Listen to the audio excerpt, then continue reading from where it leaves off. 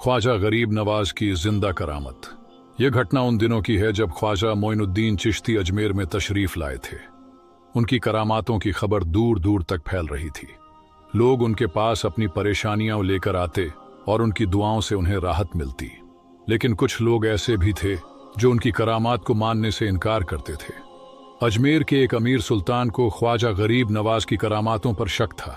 उसने सोचा कि अगर ये वाकई अल्लाह के सच्चे वली हैं तो मुझे कुछ ऐसा दिखाएं जिससे मेरा दिल गवाही दे। सुल्तान अपने सैनिकों के साथ ख्वाजा गरीब नवाज के पास पहुंचा और कहा, अगर आप सच में अल्लाह के वली हैं तो कोई जिंदा करामत दिखाइए।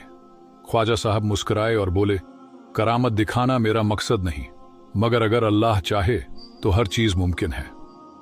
मुर्दा गाय की जिंदा वापसी। वहीं पास में एक किसान अपनी मरी हुई गाय को लेकर रो रहा था। वह ख्वाजा गरीब नवाज के पास आया और गिड़गिड़ाने लगा, हुजूर, ये मेरी रोजी रोटी थी, अब मेरे बच्चों का गुजारा कैसे होगा। ख्वाजा जी ने अपने लाठी से जमीन पर दस्तक दी और अल्लाह की बारगाह में दुआ की। चंद लम्हों बाद जो हुआ वह देखने लायक था। मरी हुई गाय अचानक कांपने लगी, उसकी आंखें खुल गईं और वह उठकर खड़ी हो गई। पूरे इलाके में हैरत और अकीदत का माहौल बन गया। सुल्तान, जो अभी तक शक में था, घुटनों के बल गिर पड़ा और बोला, अब मुझे यकीन हो गया कि आप सच्चे वली हैं।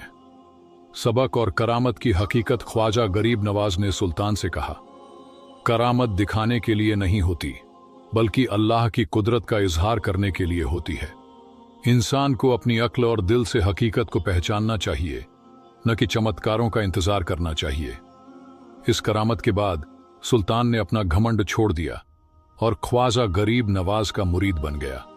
उस दिन से अजमेर में इस्लाम और इंसानियत की रोशनी और तेज फैलने लगी। ख्वाजा गरीब नवाज की करामतें आज भी जिंदा हैं। आज भी अजमेर शरीफ की दरगाह पर लाखों लोग अपनी अकीदत लेकर आते हैं और ख्वाजा गरीब नवाज की दुआओं से अपनी मुरादें पूरी कराते हैं। उनकी करामतें सिर्फ उस दौर तक सीमित नहीं थीं, बल्कि आज भी उनके नाम पर हर दिल में करामतें जिंदा हैं। अगर आपको यह कहानी पसंद आई तो इसे जरूर शेयर करें।